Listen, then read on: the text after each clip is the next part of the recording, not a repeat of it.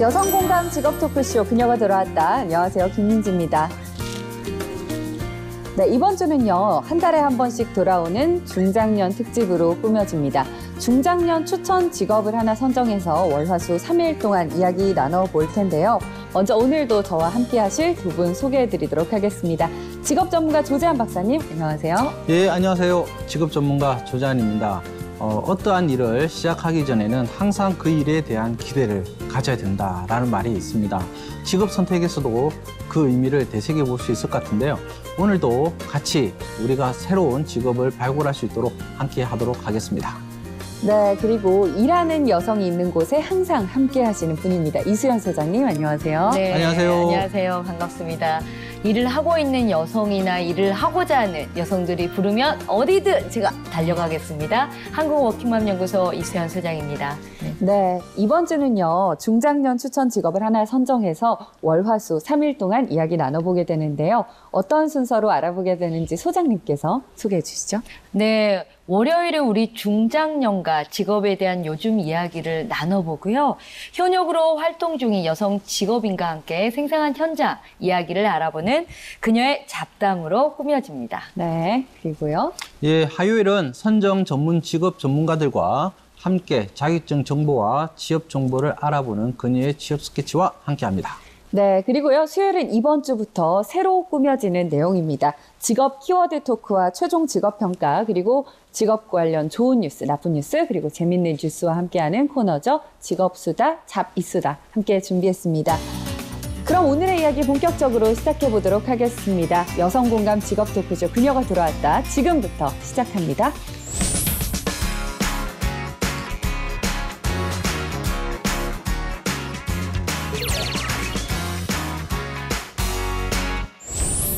네, 오늘의 주인공을 모시고 이야기 나눠보기 전에요. 잠시 저희끼리 이 중장년과 심리라는 주제로 이야기를 나눠볼까 합니다. 사실 인터넷과 스마트폰은 이제 정말 새로운 이야기가 아니잖아요. 네. 익숙해졌는데 이 정보 활동과 또 정보 습득을 PC가 아니라 스마트폰으로만 얻는 집단을 바로 모바일 온리 집단이라고 합니다. 7세 이상 69세 이하 내국인 대상으로 조사를 했는데요. 전체 21.9%인 669만 명이 모바일만 사용해서 정보를 습득을 한다고 합니다. 그리고 모바일 온리 집단의 70.1%가 40대 이상이라고 하는데요. 그러니까 이 결과를 보면 중장년들이 PC는 못해도 스마트폰은 거의 다 할 수 있다고 네. 보면 될 것 같습니다. 아까 말했지만 어느 순간 그게 없었을 맞아요. 때는 우리가 생활이 이제 불편할 정도로 그쵸. 됐던 거기 때문에 제가 봐도 한 6년에서 한 7년 사이에 우리도 모르게 자연스럽게 이렇게 스마트폰으로 그쵸. 바뀌었다라고 네, 봐야 되겠죠. 네. 그러니까 이런 조사 결과처럼 이 중장년층 대부분이 모바일로 정보를 습득하는 것이 이 중장년 취업에 어떤 영향을 줄까요? 실제로 우리가 PC라고 하는 것은 껐다가 또 고장이 날 수도 네, 있고 네. 우리가 항상 그 자리에 가야지만 쓸 수 맞아요. 있는 환경이 있다는 거죠. 그러나 모든 지금 플랫폼의 사업자든지 유무형의 뭐 콘텐츠 상품 네, 결제, 네. 우리가 글 읽는 거 신문 모든 것들이 이제 이 스마트폰 모바일에서 네, 일어나기 때문에 그 모든 사업의 비중도 약 한 7대3 정도로 다 바뀌어버렸다고 보셔야 맞아요. 됩니다. 네. TV 보실 때, 소파에 누웠을 때, 버스 탈 때 어디든 스마트폰 안 볼 수가 없잖아요. 그렇죠. 네. 이 말은 무슨 말이냐? 실제로 우리가 그냥 일반적으로 메일을 확인하기 위해서 PC로 갔던 게 아니고요. 이제는 우리가 스마트폰이라는 것을 통해서 입사 지원을 하고 그렇죠. 그다음에 거기서 수정을 하고 그다음에 결과를 바로 볼 수 있는 네. 말 그대로 1:1 맞춤 푸시 기능이 강화됐기 때문에 이런 중장년층분한테도 그만큼 사용성이 편리해졌고 네. 바로 확인할 수 있다는 맞습니다. 장점이죠. 맞습니다. 소장님요. 네, 저도 약간 비슷한데요. 일단 저는 결과가 우리 중장년층들이 모바일 온리족이 굉장히 늘어났다, 증가하고 있다는 게 사실 저는 굉장히 놀라웠거든요. 네. 그렇죠. 제 주변 중장년들이 익숙치 않고 잘 못하는데 많은 분들이 이제 잘한다고 하시니까 굉장히 일단 놀라웠고요. 일단 우리 박사님 말씀하신 것처럼 이게 너무 편리해졌잖아요. 그리고 바로바로 업데이트된 새로운 정보들을 우리가 볼 수가 있고 또 그 안에서 수정과 또 지원까지 다 되기 때문에 굉장히 편리해졌다. 그런 면에서는 굉장히 장점이다. 근데 네. 반면에 저는 약간 좀 우려스러운 게 건강상의 문제. 우리 또 그렇죠. 중장년층들은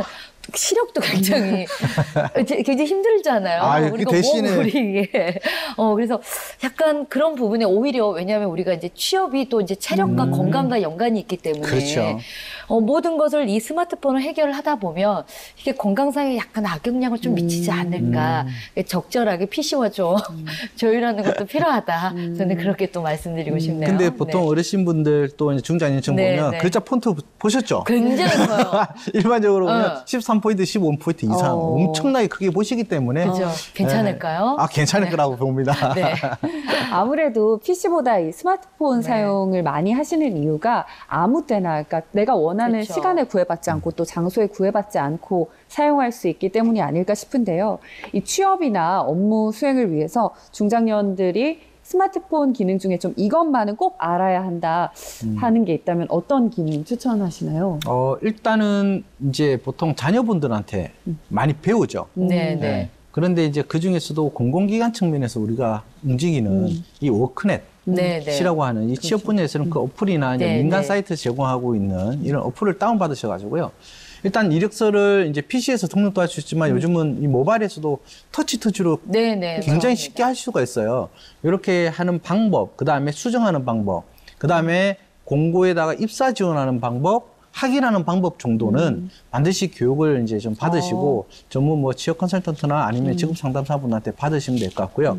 그 다음에 우리가 업무 수행하는 데 있어 가지고는 걔도 국민 메신저, 카카오 이쪽에 관련해서는 단체 네, 업무를 할 때 이 단체방 만드는 방법, 초대하는 방법, 기본적으로. 네. 그런 부분들은 좀 정리를 하고 마지막으로 이 메일을 보내는 건데 메일을 작성을 할 때 이 회신과 이 전달이라는 게 있죠. 그렇죠. 그래서 이러한 이제 메일을 보내고 받고 하는 거에 대해서는 조금 배워놓는 게 좋지 않을까 그렇게 생각합니다. 네. 네. 수장님 어떤 기능 추천하세요? 저도 사실 제가 아는 주변 분이 이런 이제 지원 접수할 때 그 응시료 있잖아요. 네. 그게 이제 만 얼마를 내야 되는데 이체를 못 하셔가지고 날짜를 실제로 놓쳐서 못 하셨고요. 아이고야. 네. 그러니까 요즘은 뭐 카백이나 여러 가지 기능들로 굉장히 네. 빨리빨리 바로 되잖아요. 그렇죠. 근데 그걸 못 하셔가지고 실제로 지원을 못 하셔서 안타깝게 못 하신 경우 제가 사례를 들었는데 이제 그런 것도 생각하면 은행 업무 보는 이런 네. 또 어떤 뭐 카뱅이라든가 여러 가지 좀 기능들도 좀 덧붙여서 알려주시면 굉장히 좋을 것 같고 많은 것보다는 익숙하게 자주자주 쓰는 것들을 좀 그렇죠. 체득할 수 있게 좀 도와드리면 좋을 것 같아요. 네, 그리고 네. 추가로 이 네. 약간 중장년층의 어르신분들은 이 인터넷 뱅킹이나 네. 이런 아까 말했던 네. 이제 돈 송금하는 거가 이 믿을 수 없어가지고 그 불안해서 또 불안해서 안 쓰시는 그죠. 분도 있다라는 거. 맞아요. 네. 그 믿을 수 있다라는 거 우리가 좀 신뢰를 주고 근데 그럼요. 너무 편하다 이런 것들을 좀 알려드리면 예. 좋을 것 같습니다. 맞습니다. 네, 이렇게 두 분의 이야기를 들어봤는데 이어서 심리에 대한 이야기도 좀 나눠보겠습니다. 두 분 다 이제 강의랑 상담 많이 하시잖아요. 내담자 상담에도 이제 심리적인 요소들이 굉장히 많이 반영이 네, 되지 네, 않습니까? 그럼요. 내담자의 심리 파악 두 분은 주로 어떻게 하시는지 궁금하거든요. 그러게 저도 이제 보통 이제 심리를 전공을 했고 이제 제가 이제 병원이나 이제 이런 임상에서 이제 환자들이나 네네. 이러한 부분들도 같이 하다 보니까 이런 여러 가지 심리를 알지만 솔직히 지금 저도 저 심리를 이렇게 알기라든지 그쵸. 이런 게 좀 네네. 쉽지가 않습니다. 맞습니다. 그러나 이제 우리가 이러한 상담을 볼 때 가장 핵심적으로 보는 거는 바로 그분들의 내담자의 유형에 맞게끔 일단은 심리 검사를 이제 실시를 해야 되는데 네. 무작정 하는 게 아니라 그 어떤 검사를 할 것인지에 대한 이 판단하는 게 제일 중요한 네네. 부분 중에 하나죠. 그러니까 일반적으로 전공하지 않고 그냥 상담이라든지 했을 경우에는 주어진 그냥 그 툴만 가지고 적용만 시키는 구조가 있는데 해석이 이제 굉장히 좀 중요한 부분 중에 하나고요. 저 같은 경우도 이제 이 검사 배터리 풀을 이제 검사를 하고 있어요. MMPI부터 해서 네. 뭐 네, BGT라든지 여러 가지 이제 5가지 세트를 하고 그에 관련해서 이제 해석을 통해서 우선순위를 이제 정하는 이 방식으로 가기 때문에 이렇게 진행을 하는데 보통 취업에 관련된 상담은 한 3회에서 5회기 정도로 이제 가는 거고요. 진로 및 직업 같은 경우는 5회에서 한 8회기 정도 되고 이제 정말 심리 치료가 필요하다 싶을 때는 10회기에서 15회기 정도 이렇게 잡기 때문에 무조건 이런 회기를 잡는 것도 아니고 이런 내담자의 유형 결과를 해석에 따라서 좀 네. 진행하는 게 바람직하리라고 봅니다. 네.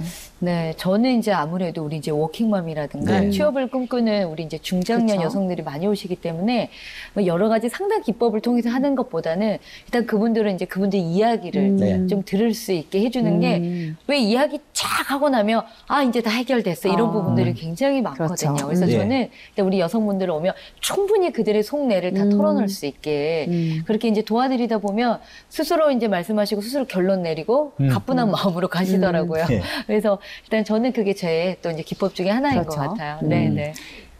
이렇게 심리 지도 관련된 직업을 수행을 할 때 좀 고려할 점이 있다면 어떤 점들이 있을까요?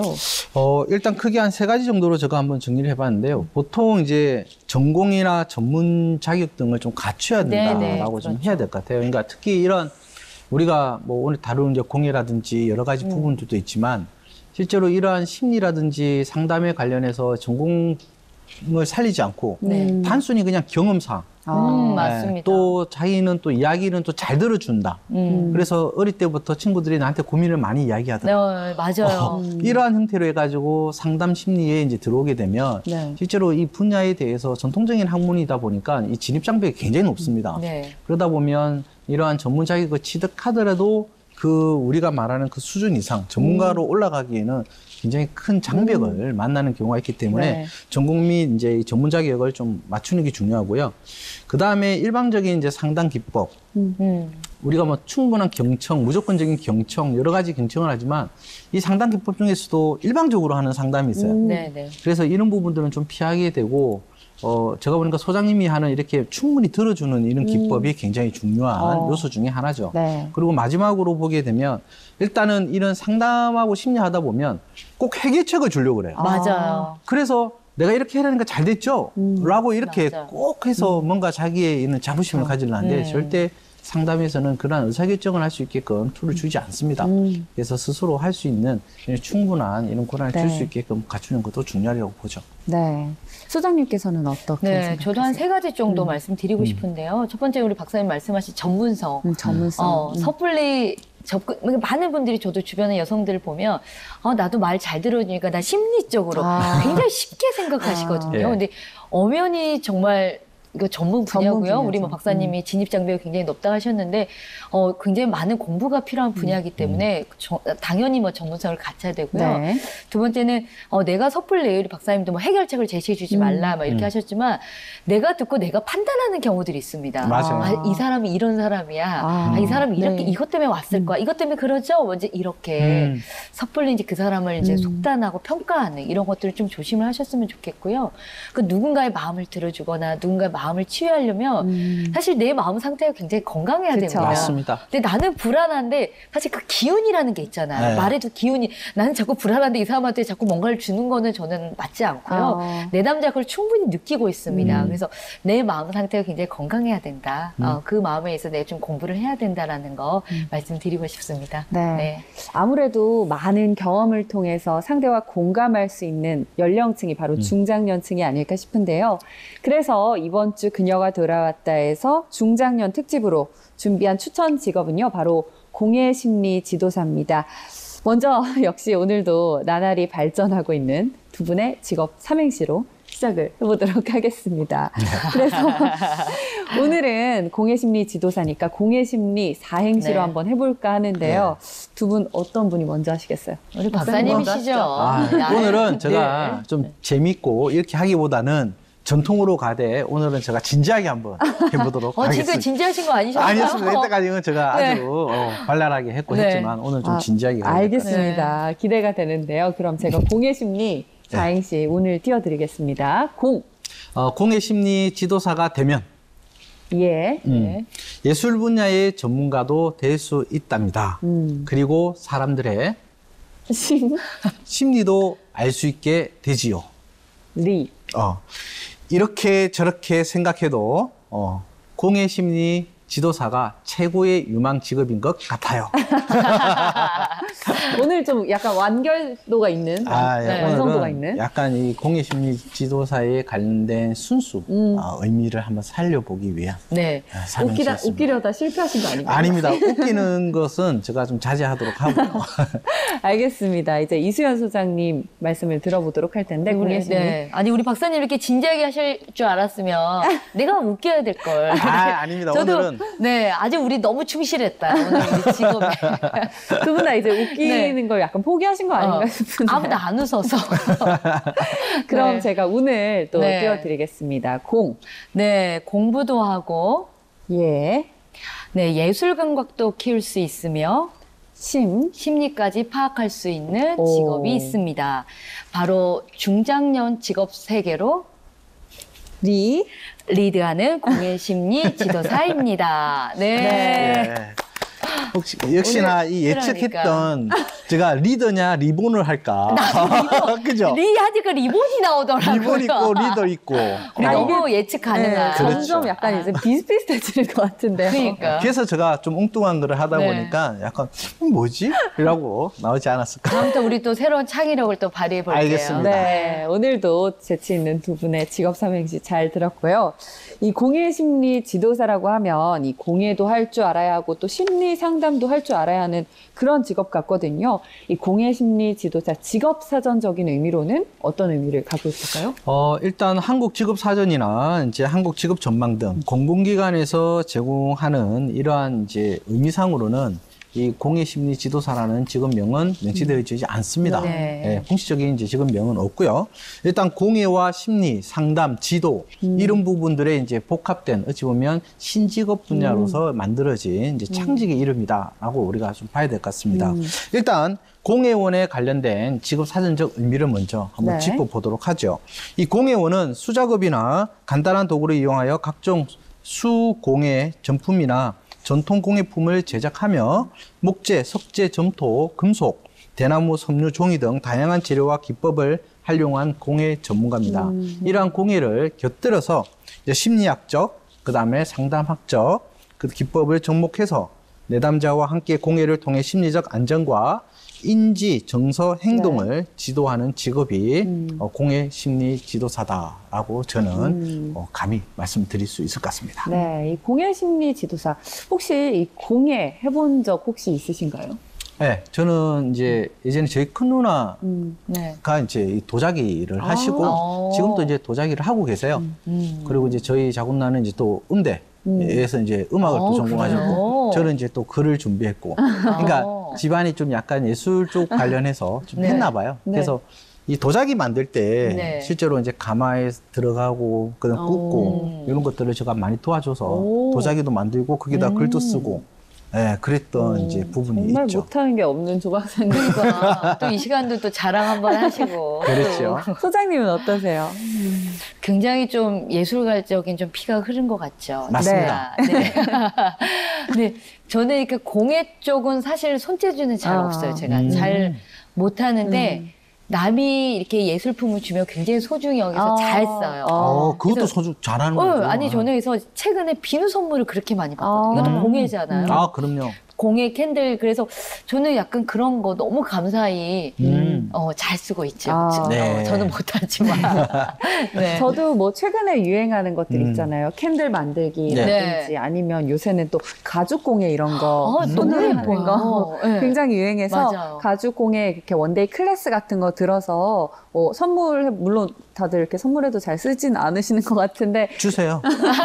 저 받아서 잘 쓰도록 받아봐. 할게요. 제가 소중히 쓴다고 말씀드렸잖아요. 그렇죠. 알겠습니다. 네. 그럼 해보게 되면 네. 또 다시 할 기회가 있으면 두 분께 제가 선물을 드리는 걸로. 생각만 하지 말고 실제로 행동으로 옮기는 게 그러니까요. 중요하다고 자, 봅니다. 막상 보시면 또 그렇게 쓰고 싶지 않으실 수 그러니까 우리가 있어요. 원하는 거 말씀드리면 되잖아요. 가죽 그렇죠. 공예 필요한 거. 그럼 제가 만든 거 쓰겠다고 약속하시면 제가 약속하시죠. 자, 약속했습니다. 도장까지 찍었습니다. 알겠습니다. 그럼 조 박사님을 위해서 제가 한번 만들어 보도록 하고요. 알겠습니다. 잠시 후에 오늘의 주인공인 현역 여성 공예 심리 지도사분을 모시고 저희가 이야기를 나눠볼까 하는데요. 그 전에 이 공예 심리 지도사 직업에 도전하시려는 중장년 여성을 위해서 두 분께서 추천하시고 싶으신 말씀 각각 들어보도록 하겠습니다. 이수연 소장님부터 말씀해 주시죠. 네. 아픈 사람을 알아보는 건 더 아픈 사람이다. 뭐 이런 말이 있습니다. 네. 사실 우리 지금까지 살아오시면서 한 번도 몸과 마음이 안 아픈 분은 없으실 맞아요. 건데요. 그러니까 나의 아픔이 누군가에게는 또 치유할 수 있는 또 더 안 아프게 할 수 있는 그런 힘이 될 수 있습니다. 그래서 내 몸과 마음이 좀 힘들었다 아니면 지금 힘들다 그래서 난 아무것도 못해 혹시 이런 분이 있다고 하시면 그 치유의 힘으로 다른 분들을 좀 일으켜 세우시는 큰 일을 하셨으면 좋겠습니다. 좀 힘과 용기를 가지시고 도전해 보시면 어떨까요? 네. 네, 조 박사님. 네, 저는 이제 중장년 여성분한테 이런 말을 좀 하고 싶어요. 네. 직업을 업하라. 직업을 업하라. 네. 네. 우리가 흔히 말하는 여기서 말하는 업은 평생업이죠. 네, 그래서 네. 우리가 평생 동안 할 수 있는 네. 일을 이제는 찾으실 때가 됐다라는 거죠. 네. 그래서 취업도 중요하지만 자기 브랜드로 남은 인생 이제 새롭게 시작하는 의미에서 직업을 업하고 그 업으로 자기의 브랜드를 만드시기 바랍니다. 네, 알겠습니다. 저희 이야기는 여기서 마무리 해보도록 하고요. 잠시 후에 오늘의 주인공 모시고 이야기 들어보는 그녀의 잡담 시작해 보도록 하겠습니다. 이곳이 바로 주인공의 업무 장소.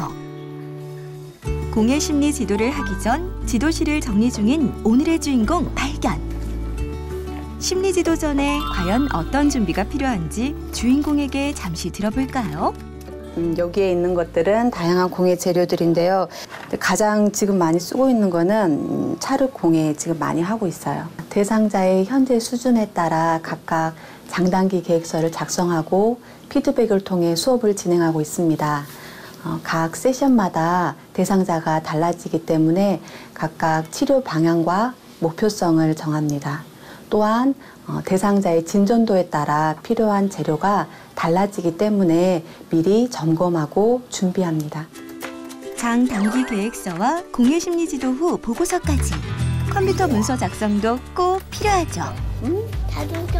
어느새 오늘 심리 지도에 참여할 아이가 왔습니다. 자, 오늘은 익숙하고 친근하게 아이를 맞이하는 모습입니다. 공예 치료는 사회적 적응에 어려움을 겪고 있는 분들을 대상으로 하기 때문에 연령을 구분하지 않고 다양한 연령층에 적용할 수 있습니다. 결과적으로 치료를 받고 있는 대상자들은 장애 아동 또는 정서적 문제를 가지고 있는 아동과 성인이라고 보시면 돼요. 최근에는 치매, 중풍, 뇌졸중으로 어려움을 겪고 있는 노인분들도 치료를 받고 계세요. 아이와 함께 1대1 공예 심리 지도에 들어간 오늘의 주인공. 자, 무슨 색이야? 처음 시작부터 아이가 주도적으로 심리 지도에 임할 수 있도록 노력합니다. 어때요? 오늘 공예 심리 지도의 주제로는 바로 찰흙인데요. 얼굴을 한번 만들어 볼게요. 누구나 쉽게 만들 수 있고 손에 느껴지는 질감이 좋아 자주 사용되는 재료입니다. 둥글둥글하게 만들어 보자. 어느새 찰흙으로 얼굴 만들기에 빠져든 아이. 공예 심리 지도사는 아이가 찰흙을 이용해 만드는 과정을 관찰하며 아이의 상태를 파악합니다. 만드는 과정에서 즐거움을 느끼고 적극적으로 결과물을 완성했을 때 내담자의 성취감도 높아진다고 하는데요. 드디어 찰흙으로 얼굴 모양 만들기 성공! 다양한 공예 활동은 동기의 변화를 이끌어내고 감정의 다양성으로 연결되어 정서, 언어, 인지 및 사회성 발달에 치료 효과를 줍니다. 또한 사회적 적응에 어려움을 겪고 있는 아동과 성인들에게 정서적인 안정과 사회적 활동에 필요한 능력을 향상시키는 데 목표를 두고 있습니다. 얼굴은 무슨 색이지? 다음 과정은 찰흙으로 만든 얼굴의 색칠하기입니다. 살색이에요. 자, 어떤 색을 어디에 칠할지도 아이가 직접 선택하는데요. 갈색 보여. 조금은 서툴지만 아이가 직접 작품을 완성한다는 것이 아이에게는 큰 동기부여가 된다고 합니다. 저거요? 오, 끝까지 포기하지 않고 노력한 끝에 드디어 웃는 얼굴 완성! 인사. 대상자의 심리 상태를 편안하게 해주는 분위기를 조성하고요. 아동의 경우에는 완성된 작품을 눈에 잘 띄는 곳에 전시합니다. 그 이유는 아동에게 동기부여가 될 수 있고 활동에 집중할 수 있도록 유도할 수 있기 때문입니다.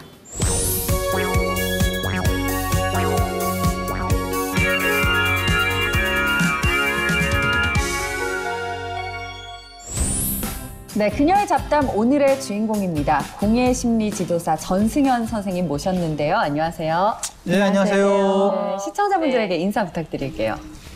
안녕하세요. 공예 심리 지도사 1급 자격증을 취득하고 2017년 6월부터 공예 심리 지도사로 열심히 활동 중인 전승현입니다.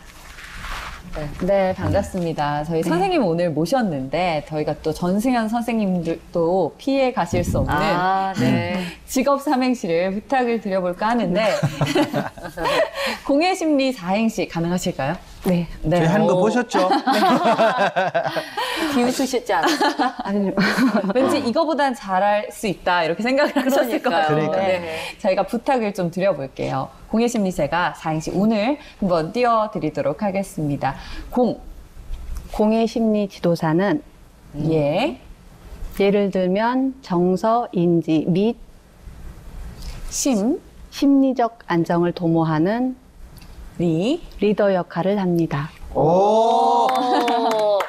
역시. 아, 딱 저 통하는 거 있네요. 제가 그거 딱 하려는데 똑같네. 뭐가 또 아니 무슨 말씀이신 거예요 지금? 아니, 어디 묻어가시려고 지금? 너무 잘하셨어요. 진짜 역시 좋다. 현역 공예 심리 지도사로 활동을 다르네요. 하시는 분과 네. 다른 것 네. 같습니다. 이어서 키워드 토크 계속해서 이어가 볼까 하는데요. 나에게 중장년이란 뭐뭐다. 어떻게 정의를 하실 수 있을까요? 나에게 중장년이란 열정이다. 열정이다. 그렇게 생각하신 이유도 좀 들어볼까요? 제가 어렸을 때 생각했을 때는 중장년 하면 안정된 생활 속에서 맞아요. 결실을 맺을 시기라고 생각했어요. 맞아. 지금 제가 중장년 초입이라 결실을 맺기에는 좀 아직 이른 시기인 것 그렇죠. 같아요. 네. 직장에서는 일해야 되고 집에 가서는 육아와 살림을 해야 하는 지금이 가장 열심히 뛰어야 할 때인 것 같아요. 맞아요. 네. 나에겐 중장년이란 열정이다라는 말씀을 해주셨습니다. 네. 그런데 그런데 일하랴 살림하랴 힘든 시기일 수 있는데 짜증나거나 하기 싫다는 생각이 들지 않는 거예요. 저의 중장년을 열정으로 채워갈 수 있었던 건 공예 심리 지도사를 알고 그 일을 하고 있기 때문인 것 같아요. 네. 아. 굉장히 감동적인 답변이에요. 그러네요. 나레이션 하고 계시는 것 같아요. 이렇게 쫙. 갑자기 네. 감동이. 나에게 중장년이란 열정이다라고 답해 주셨습니다. 다음 키워드 토크 넘어가 보도록 할게요. 나에게 직업이란 뭐뭐다. 뭐라고 표현할 수 있을까요? 나에게 직업이란 배움터이다. 직업이란 배움터이다. 왜 그렇게 생각하셨을까요? 제가 와닿았던 말 중에 소년 시절에 배워두면 작년 시절에 유용하고 그 얘기. 네. 작년 시절에 배워두면 늙어서 쇠하지 아니하며 네. 늙어서 배워두면 죽어서도 썩어 없어지지 않는다라는 말이 있었어요. 제가 직업을 얻기 위해서 공부를 해서 자격증을 취득을 했어요. 네. 그래서 그 자격증으로 취직을 하게 되었는데 취업 후에도 전문성을 기르기 위해서 공부를 굉장히 많이 하게 되더라고요. 그리고 일을 하게 되니까 직장 생활에서 동료와의 관계, 맞아. 또 사회생활을 하니까 네. 또 사람들과의 관계에서 여러 가지 상황들, 거기에서 대처하는 방법들도 배우게 되고요. 그런데 이 배울 때 좋은 일, 좋은 상황에서만 배워지는 게 아니더라고요. 네. 때론 힘들고 어려운 일에서도 배워지는 게 있는데 어떤 일이든 배워나가는 마음으로 일하고 있습니다. 네. 정말 직업이란 배움터이다라는 말이 정말 더 와닿는데요. 다음 키워드 토크 넘어가 보도록 할게요. 네. 공예 심리 지도사를 시작한 후 내 인생이 뭐가 달라졌다. 뭐가 달라지셨을까요? 주부에서 직장맘으로의 삶은 180도 바뀌더라고요. 그렇죠. 맞아. 생활이 바뀌니까 생각하는 것도 달라지고 관점이 달라졌어요. 예전에는 제 위주로만 생각했는데 사회생활을 하면서 많은 사람들의 다양한 견해를 접하면서 아 그렇게 생각할 수도 있겠구나. 그렇죠. 그러면서 세상을 보는 관점이 넓어졌어요. 네. 맞아. 그리고 또 공예를 보는 관점이 달라졌어요. 예전에는 공예를 하면 아 예쁘다. 공예를 하고 나면 아, 재미있다. 이렇게만 생각했는데 지금은 공예를 보면 저 공예를 가지고 어떻게 심리지도에 적용할 수 있을까라고 생각하게 되더라고요. 그래서 공예 심리 지도사를 시작하는 관점이 달라졌어요. 네. 이렇게 해서 전승현 선생님과 함께 키워드 토크 나눠봤는데요. 공예심리 지도사 전승현 선생님과 함께 본격적으로 그녀의 잡담 시작해 보도록 하겠습니다. 선생님께서 생각하시기에 이 공예심리 지도사 직업의 매력은 무엇일까요? 자녀들의 연령이 어린 경우에 직업을 선택할 때 중요한 건 근무 시간인 것 같아요. 아, 그렇죠. 네. 근무 시간이 너무 일찍 시작하거나 맞아요. 너무 늦게 끝나는 경우에는 아이들을 맡길 분이 없는 경우에는 정말 힘들어요. 네. 그래서 저는 이 직업을 선택할 때 출퇴근 시간이 따로 있지 않고요. 수업 스케줄에 따라서 근무 시간이 정해지기 때문에 그 점이 좋고요. 또 공예를 했을 때 완성도나 작품성에 대한 부담이 없어서 손재주나 난 좀 공예를 잘 못한다 이렇게 생각하시는 분들도 쉽게 접근할 수 있어요. 괜찮아요? 네. 뭐지? 다 이게 마이너스에 손인데 괜찮아요? 손 내면 망가진다는데요? 괜찮을까요? 네, 충분히 그게 하시죠. 중요한 건 아니죠? 네, 네. 아유. 그리고 또 정년이 없고 예. 개별 성과급제라는 것도 어. 좋아요. 네. 그러니까 좀 자유롭게 일을 할 수 그렇죠, 있는 그렇죠. 환경이 주어진다는 말씀이신 것 같아요. 선생님께서 말씀하시니까 굉장히 이 직업적 매력이 네. 넘쳐 흐르는 맞아요. 이런 느낌인데요. 그러면 이 공예심리 지도사 하기 전에는 좀 어떤 일을 하셨나요? 2011년도에 보육교사 자격증을 취득해서 어린이집 교사로 근무했어요. 육아 중에 직업을 선택하려고 하니까 네. 가장 접근하기 쉽고 연관이 되는 맞아요, 직업인 것 맞아요. 같아서 선택했어요. 막상 보육교사로 일해보니까 육체적인 노동이 너무 맞아. 많아서 체력적으로 많이 힘들었어요. 적응하는데 10개월은 걸렸어요. 어우, 10개월이나요? 그래서 1년 지나서 둘째가 생겨서 일을 그만두게 되었는데 두 아이를 키우면서도 아이들이 크면 일을 해야 될 텐데 어떤 일을 해야 할까 계속 생각하게 되더라고요. 예. 네. 그러면 그렇게 계속 생각하시면서 그러면 어떤 계기로 나는 공예심리 지도사가 돼야겠다. 그런 게 뭐 있으셨던 거예요? 네. 제 친한 지인을 통해서 공예심리 지도사 자격증을 알게 됐어요. 그분께서 이제 자격증 취득 방법, 그리고 진로 후 취업 방향, 그리고 직업 전망에 대해서 말씀해 주셨는데 들어보고 해볼만 하다라는 생각이 들었어요. 그래서 남편에게 공예심리 지도사 자격증 얘기를 했는데 남편의 반응이 시큰둥한 거예요. 뭐 이런 게 있어? 뭐 이런 거? 네, 민간 자격증이라 그쵸, 그쵸. 자격증 취득만 하고 취직까지는 힘들 거라고요. 그런 데가 워낙 많아서 네. 사실. 그렇죠. 네. 그래서 이제 제가 취득 후에 취업의 의지를 강하게 표현했고 남편이 그럼 협회 팜플렛과 내부 사진을 보고 결정하자고 하더라고요. 그래서 협회를 방문해서 상담을 받고 그 내용을 남편에게 전달했더니 남편이 한번 해보라고 하더라고요. 그런데 자격증을 취득하고 일을 하기까지 고민을 했어요. 그렇죠.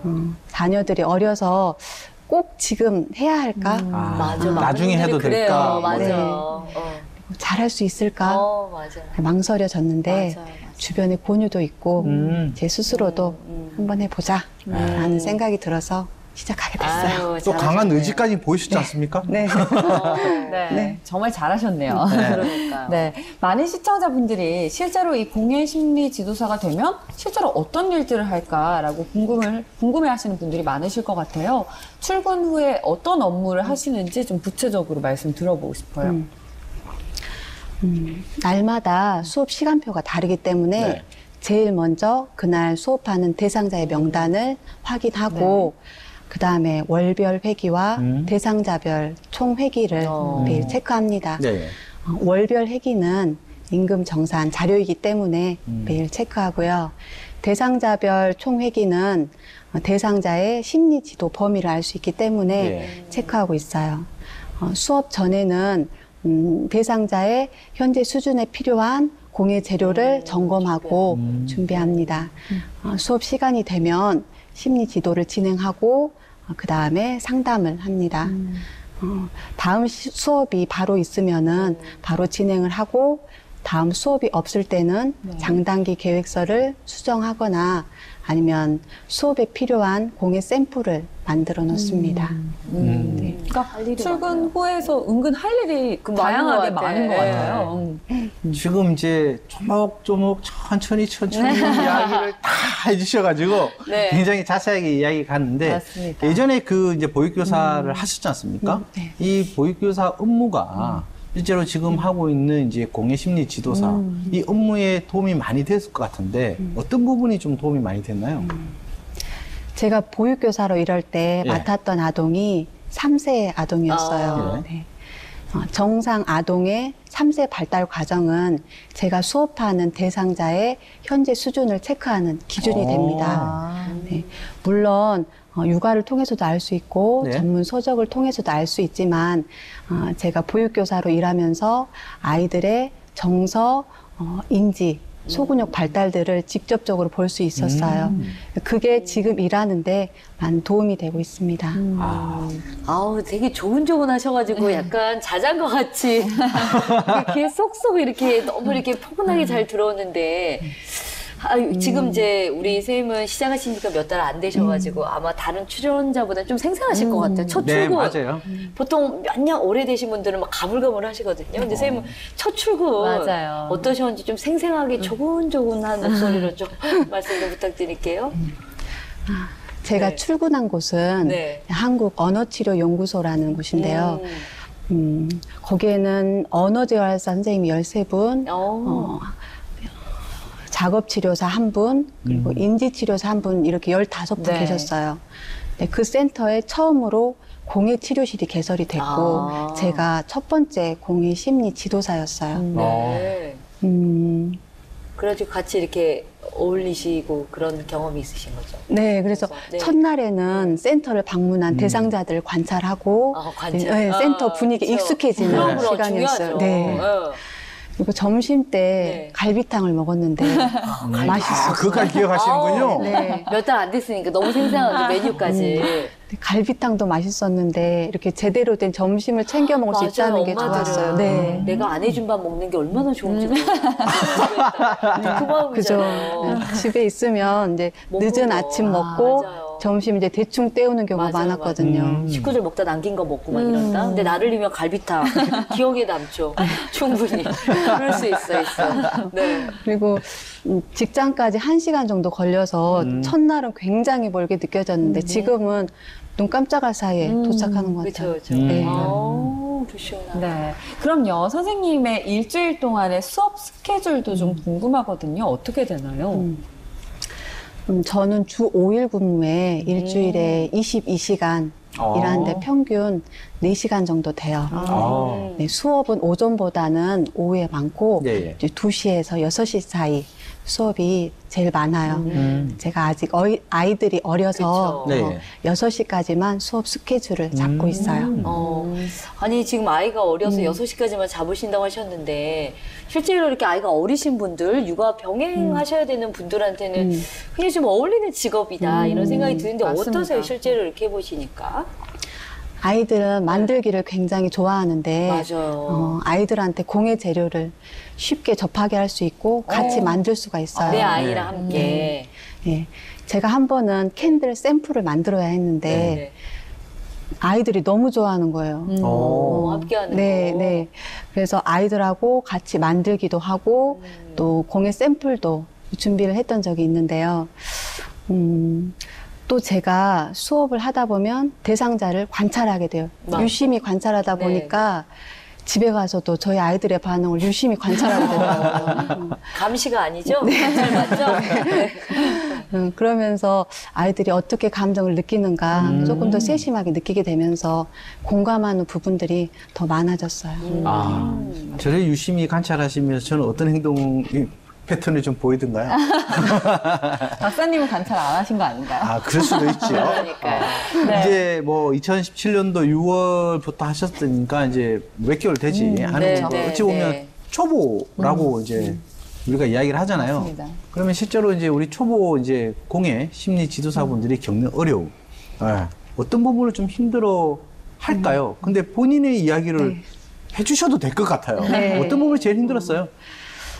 지금 제가 가장 힘들었던 거는 심리 지도를 했을 때 그 대상자의 적용한 공예 재료가 적절했는지 네. 그리고 활동 과정이 효과적이었는지 확신이 서지 않을 때 힘든 것 같아요.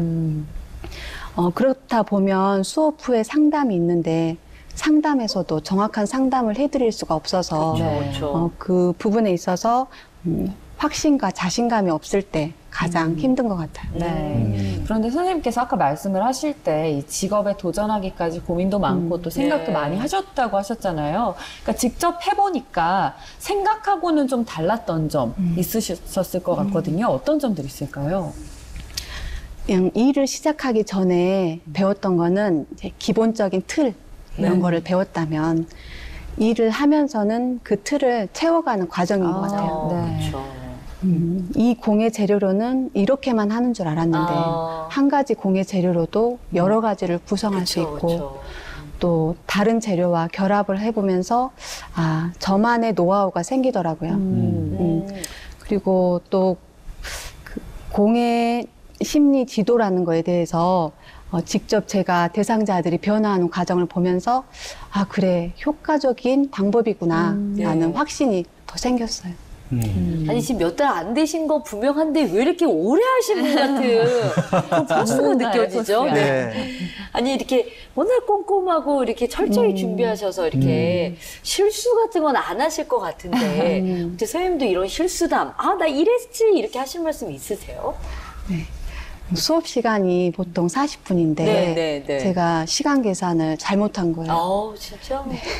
그래서 30분만 수업을 하고 상담을 했는데 어머니께서 수업 시간에 대해서 말씀을 안 하셔서 몰랐어요.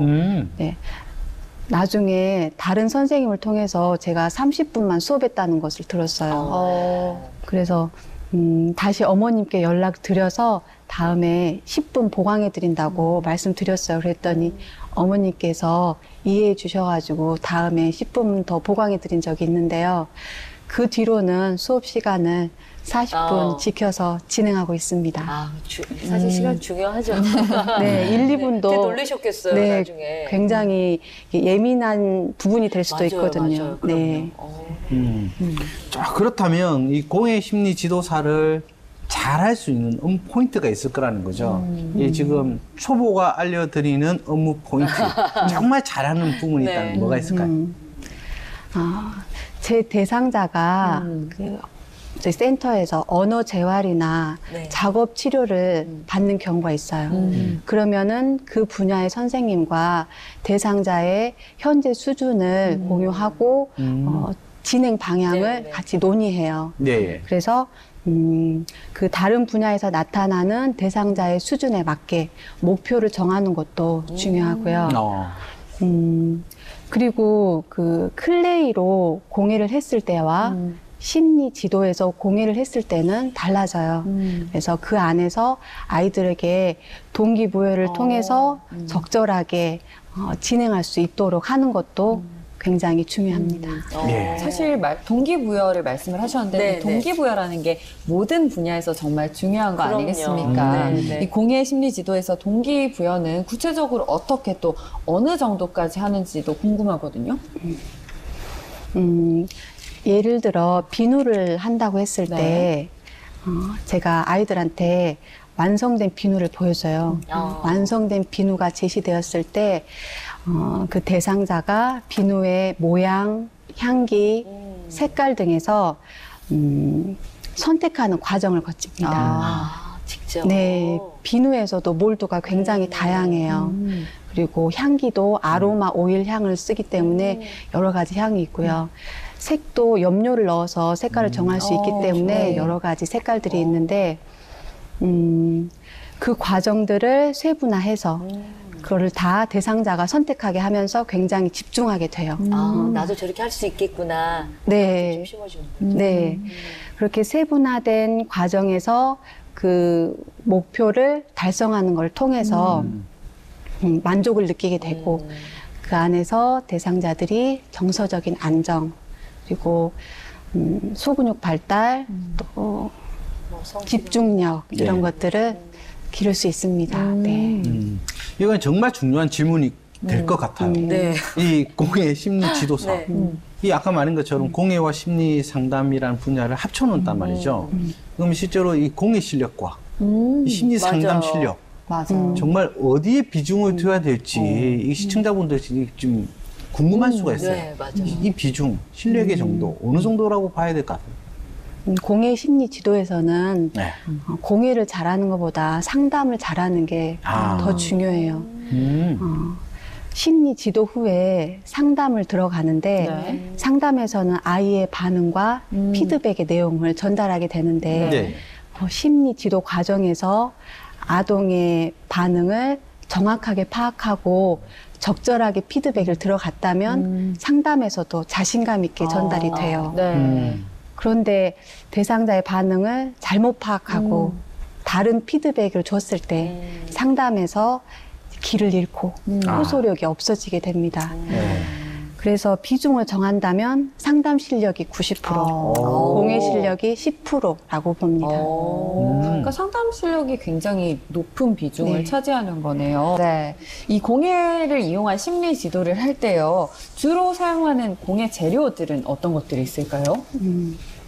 대상자의 현재 수준이 각각 다르고 대상자별 변화되는 과정이 있기 때문에 이번에는 이 공예가 필요했다면 다음에는 다른 재료가 필요하기 때문에 다양한 재료를 사용하고 있는데요. 네. 그 중에서 두 가지를 고른다면 찰흙 같은 경우에 네. 찰흙은 이제 반죽부터 시작해서 다양한 형태 구성 네. 그리고 색 표현이 가능하기 때문에 네. 자주 사용하고 있고요. 캔들에서는 젤 캔들, 이렇게 젤리처럼 이렇게 말랑말랑해서 말랑말랑. 아이들이 굉장히 좋아해요. 네. 구성물의 분류, 뭐 계량, 그리고 거기에서 색과 향의 선택의 과정을 통해서 이제 반응성 네. 이끌어낼 때 활용하고 있어요. 그러면 이제 이 어떤 이제 중장년 여성분들이 공예 심리 지도사에 도전하면 또 이런 부분을 하게 되면 더 잘할 수 있을까요? 이 어떤 일이라는 게 좀 모호하긴 한데. 맞아요. 네, 네. 대상자를 정확하게 파악하고 네. 효과적인 프로그램을 만들려면 좀 침착하고 계획적이신 분이면 잘 하실 것 네. 같아요. 아, 우리 전 스님처럼 스님처럼. 침착해야 된다. 네. 네. 성격 유형으로 보자면 이제 외향적보다는 내향적이신 분, 그리고 감정적보다는 사고적이신 분, 그리고 또 사무적보다는 아이디어가 풍부하신 분이면 잘 하실 것 같아요. 네. 네. 하지만 하지만. 꿈과 열정이 있는 중장년 여성이라면 어떤 성격 유형보다 그럼요. 잘 하실 수 그럼요. 있다고 네. 봅니다. 아, 네. 그럼요. 네. 네, 지금부터는 이 사례 중심으로 한번 이야기를 나눠볼까 합니다. 이 심리 지도 중에 흔하게 발생하는 돌발 상황들 어떤 것들이 있을까요?